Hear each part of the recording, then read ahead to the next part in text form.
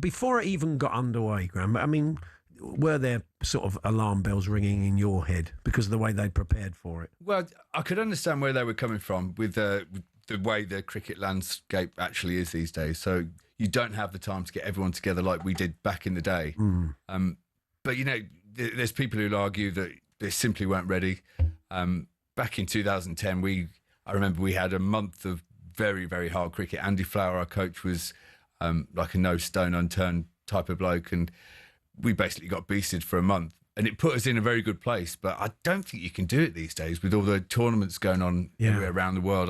I don't think it's even feasible. But ideally, if they could do that again, I reckon that's the way forward, to get some tough cricket into you before the Ashes. But whether that would have helped this series, we don't know. One of the big differences is that Labuschagne, Smith, I can't even remember all the others, they all played county cricket. They all played for English counties. They've all experienced our conditions. So when they come here, they're used to it. And often on the same year as an Ashes, they'll come over and play a couple of months beforehand. I'm not that fussed about that, to be honest. I always used to like playing against guys who you're then going to play against in the Ashes, just to give you a bit of a sneak preview yourself. I understand the argument, people saying, well, you're giving them practice before a big series. But I think, you know, if you're thinking about the opposition so much, you take your eye off what you need to do yourself. So I've not got an issue with the Aussies coming to England and improving our county cricket.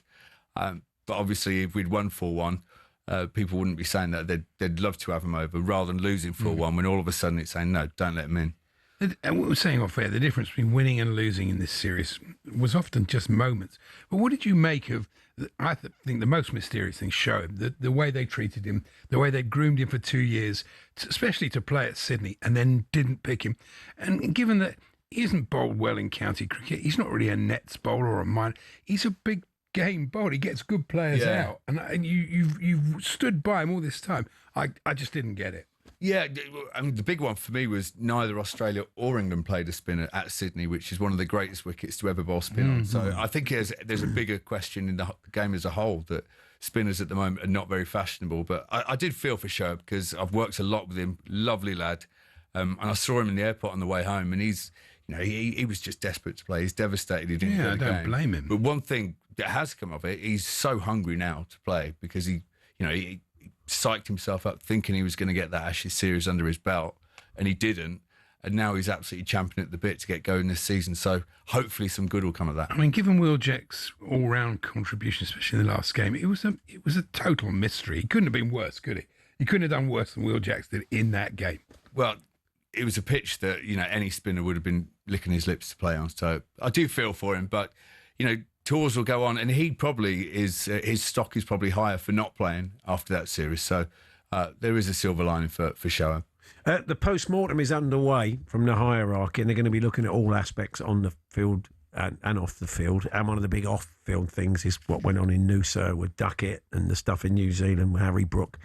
And they're talking about a curfew, Graeme, now, potentially for players. I mean, it's that thing of, you know, players want to be treated as adults to an extent. Yeah. As we were saying off air, if you're if you win that series, no one's having a conversation about this. It's a good idea to relax. Yeah, which is what Harmy said earlier on. He feels. Well, Travis Head, just for a bit of sort of context. Yeah, he's now viewed as a national hero because he's old school, drinks beer, sorts out the big, you know, parties for whenever Australia win.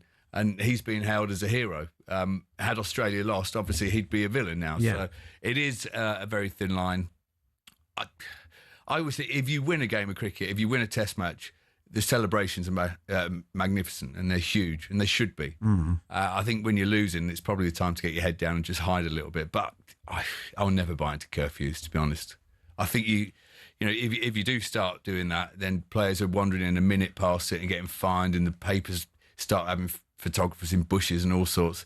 I don't think that's the way forward. Yeah. Do you think it's enough for a coach to say to players, go out and express yourself, rather than sort of saying, yeah, but play the situation? Because there were certain times where our batting, they just didn't play the situation. And yeah, I absolutely do. I think you have to say, look, express yourself. It's why you're here. But at the end of the day, it's runs and wickets. So if you're not piling on the runs or taking loads of wickets, your place is in jeopardy. So yeah, some of the shots that, England got out to at various times, but I've been there and I know the sort of white noise that gets behind your eyes when you're batting. You make some crazy mistakes and you walk off thinking, what have I done there? And the whole world's just seen you do it. So I do feel for one or two of the boys, but like I say again, we lost 4-1, so there's the public aren't going to give you any leeway. What was the mood like in the camp? You obviously would have been speaking to them while you were out there commentating and coming across the players and the coaches. I mean, were they kind of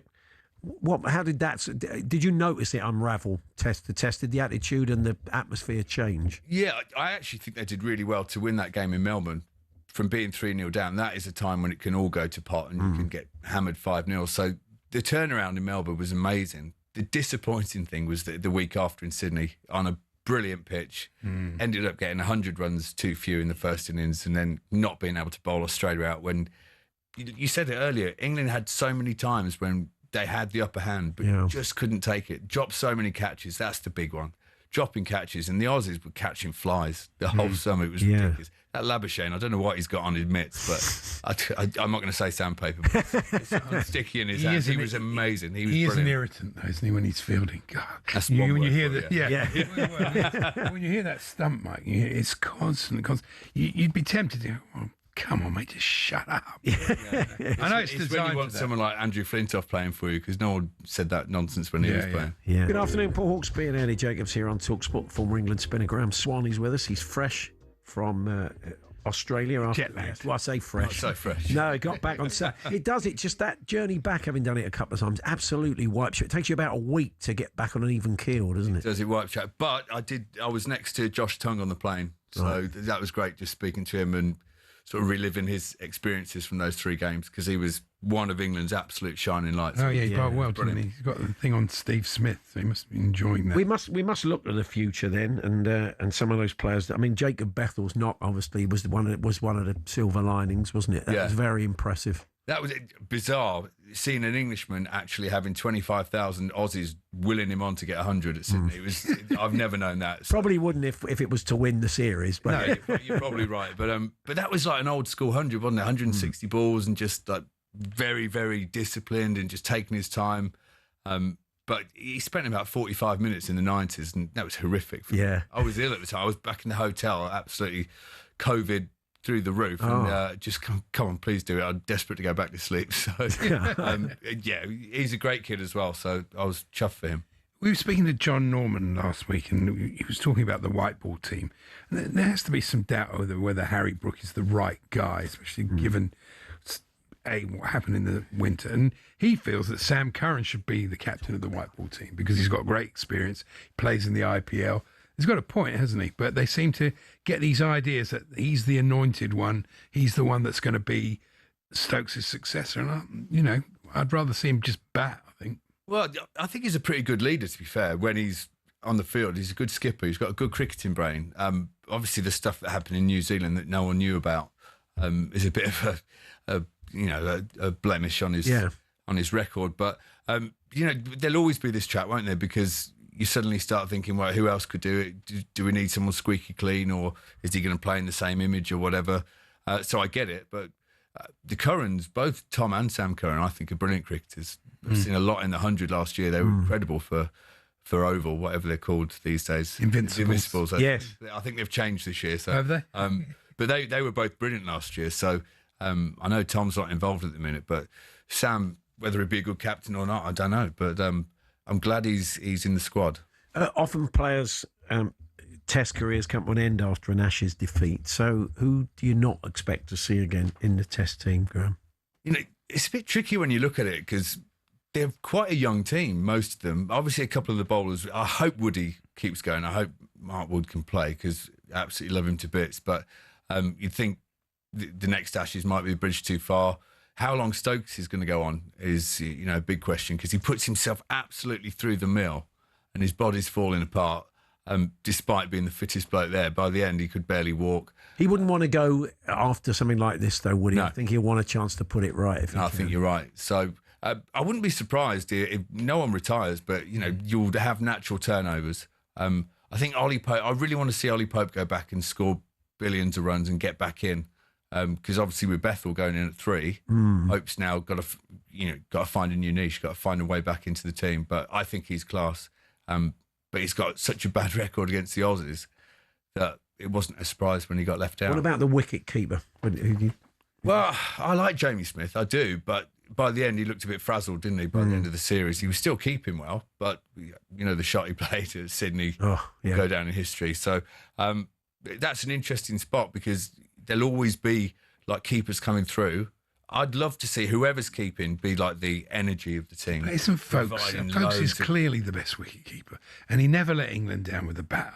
I didn't understand that decision either. There have been some sort of cliquey decisions about this group. You feel they sort of like they've all decided that he's not the one, that James Smith is the one, and I think that sometimes that's a bit odd because you ideally it's a bit like goalkeepers. Wouldn't you go with the bloke who's the best at it? Well, Jamie Smith is good. He's a brilliant cricketer, and I wouldn't be surprised if this summer he absolutely smashes it everywhere.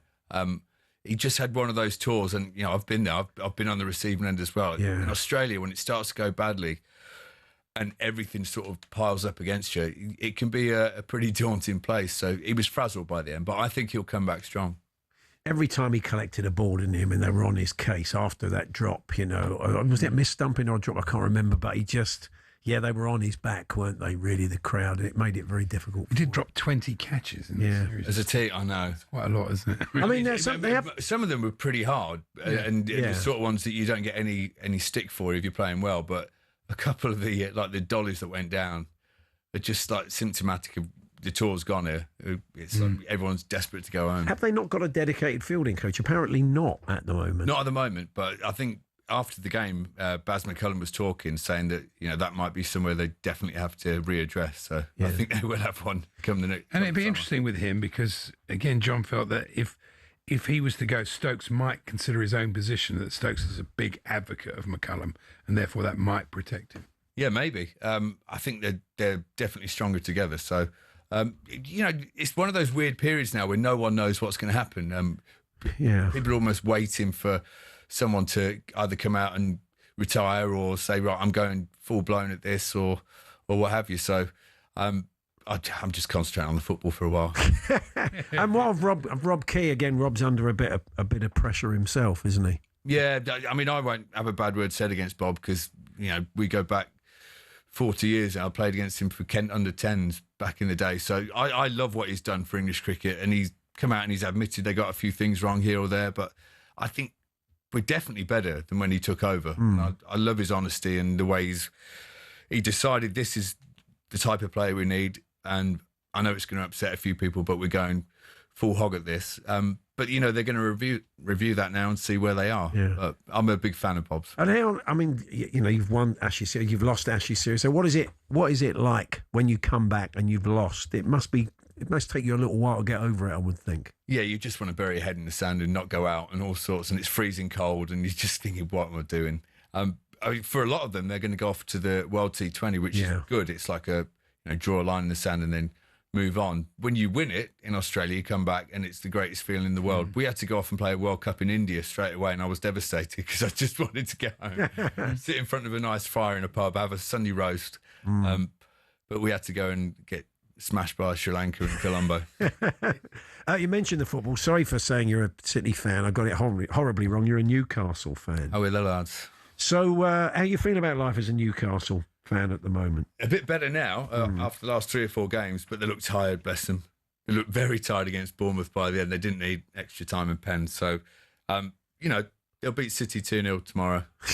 Bruno will score again. Nice and confident. Did you hear Roy Keane last week? You probably weren't over here. I did hear. Yeah, you heard that he said he wants Eddie to be the next Manchester United man. Get your hands off.